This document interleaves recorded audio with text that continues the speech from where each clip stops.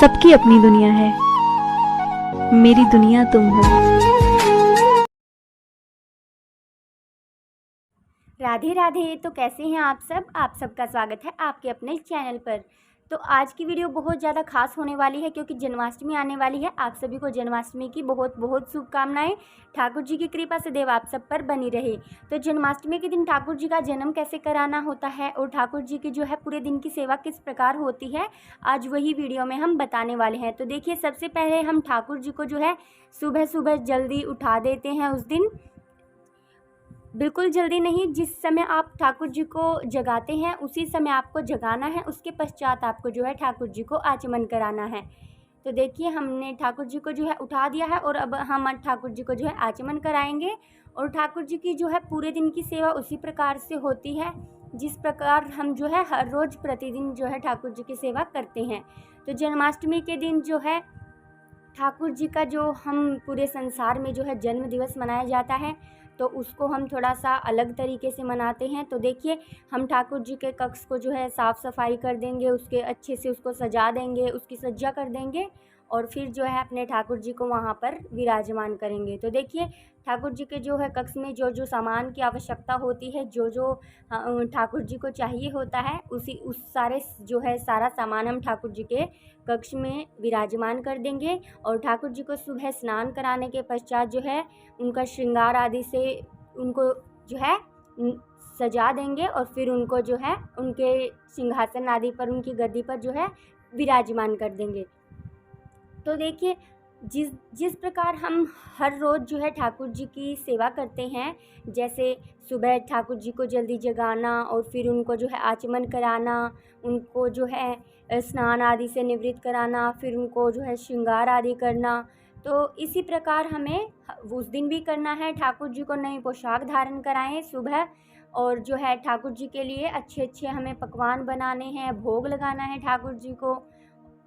तो देखिए, हमने जो है फिर क्या करना है, हमने जो है ठाकुर जी का श्रृंगार आदि करना है और ठाकुर जी को अच्छे से जो है इस दिन हमें इत्र सेवा भी देनी है।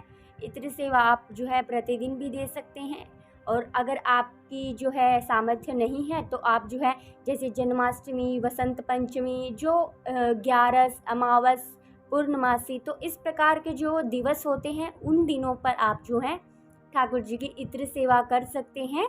तो जन्माष्टमी तो देखिए हमारे लिए, हम कृष्ण भक्तों के लिए बहुत ही ज़्यादा खास दिवस होता है। इस दिन जो है ठाकुर जी के भक्तों की जो है उत्साह का बिल्कुल तोड़ हो जाता है। तो देखिए, फिर हमें क्या करना होता है, फिर हमें जो है ठाकुर जी को भोग लगाना होता है, अर्थात बाल भोग। देखिए, जो सुबह सुबह हम ठाकुर जी को देते हैं, भोग पवाते हैं, उसको बाल भोग हम कहते हैं।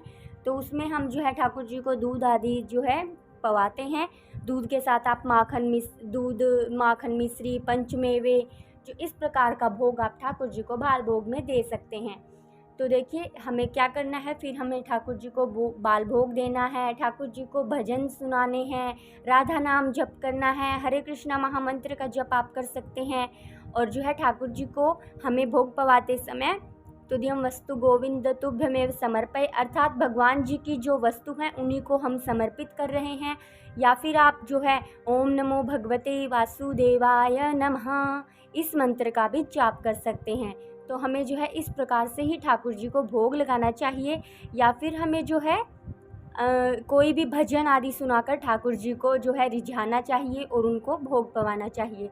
तो फिर देखिए, हमें बाल भोग के पश्चात हमें जो है ठाकुर जी का हमें उनको बाल भोग के बाद जो है हमें उनको अच्छे से भोग लगाएंगे। जिस प्रकार हम भोग पाते हैं तो उसी प्रकार जो है ठाकुर जी को भी फिर अच्छे से जो हम भोग लगाएंगे, भोग पवाएंगे।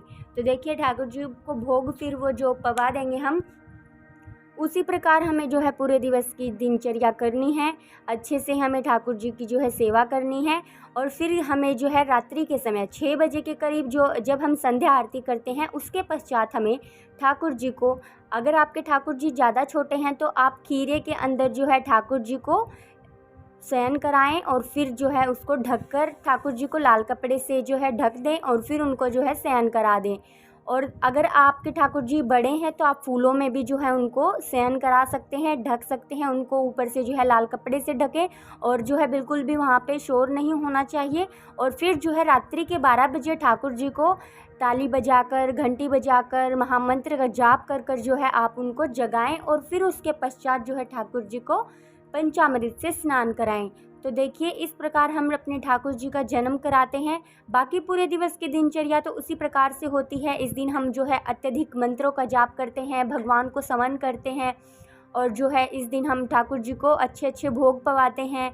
तो देखिए अब हमें जो है ठाकुर जी को रात्रि को जगाने के पश्चात अर्थात जब 6 बजे हम संध्या आरती के बाद ठाकुर जी को शयन करा देते हैं उनका जन्म कराने के लिए, तो उसके पश्चात हमें 12 बजे जब हमें ठाकुर जी को उठाएंगे उसके पश्चात हम ठाकुर जी को जो है पंचामृत से स्नान कराएंगे। और फिर पंचामृत से स्नान कराने के पश्चात हम ठाकुर जी को जो है शुद्ध जल से स्नान कराएंगे और फिर हम उनको जो है अच्छे से, और स्नान कराते समय भी हमें ठाकुर जी को या तो भजन आदि से जो है रिझाना चाहिए या फिर आप ओम नमो भगवते वासुदेवाय नमः इस मंत्र का भी जाप कर सकते हैं या आप भजन का भी जाप कर सकते हैं।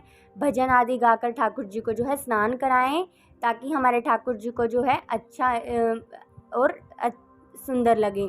तो देखिए ठाकुर जी को अच्छे से स्नान कराने के पश्चात हमें जो है उनको अच्छे से किसी नरम से कपड़े के साथ जो है उनको अच्छे से पोंछ लेना है। और ठाकुर जी को हमेशा अच्छे से ही पोंछना चाहिए क्योंकि अगर हमारे ठाकुर जी कहीं से भी गीले रह जाते हैं तो वो वहाँ से काले पड़ने लग जाते हैं। और फिर हम ठाकुर जी को नई पोशाक धारण कराएंगे और उनका श्रृंगार आदि करेंगे। उसके पश्चात हम ठाकुर जी की आरती करेंगे और उनको जो है आप जो भोग लगाना चाहते हैं, भोग पवाना चाहते हैं ठाकुर जी को, वो भोग लगाएं और जो पंचामृत से आपने स्नान कराया है उससे आप अपना व्रत का जो है पारण करें। तो देखिए अब उसके पश्चात हमें जो है भक्तों का प्रश्न रहता है कि 12 बजे के पश्चात जब हम ठाकुर जी को जगाते हैं और उनको उनका जन्म कराने के पश्चात उनको भोग आदि पवाते हैं तो उसके पश्चात हमें क्या करना होता है, क्योंकि हम पारण व्रत का पारण करके हमें भी जो है शयन करते हैं तो उसी प्रकार जो है हमें भी ठाकुर जी को भोग आदि पवाने के पश्चात शयन कराना है। और बस 6 बजे से 12 बजे तक की ही दिनचर्या जो है बदलेगी, बाकी पूरे दिवस की दिनचर्या वही रहेगी जिस प्रकार से हम और दिन करते हैं। तो देखिए सुबह एक बार मैं थोड़ा थोड़ा बता देती हूँ। सुबह हम ठाकुर जी को जो है जगाएंगे, भोग लगाएंगे, आरती करेंगे, वही हमारी दिनचर्या रहेगी। फिर जो है संध्या के समय संध्या आरती हम करते हैं, उसके पश्चात हम ठाकुर जी को जो है शयन करा देंगे, उनको जो है अच्छे से ढक देंगे और उसके पश्चात फिर हमें 12 बजे ठाकुर जी को जगाना है। ठाकुर जी को 12 बजे जगाने के पश्चात पंचामृत से स्नान कराना है। पंचामृत से स्नान कराने के पश्चात ठाकुर जी को भोग पवाना है, उनकी आरती करनी है।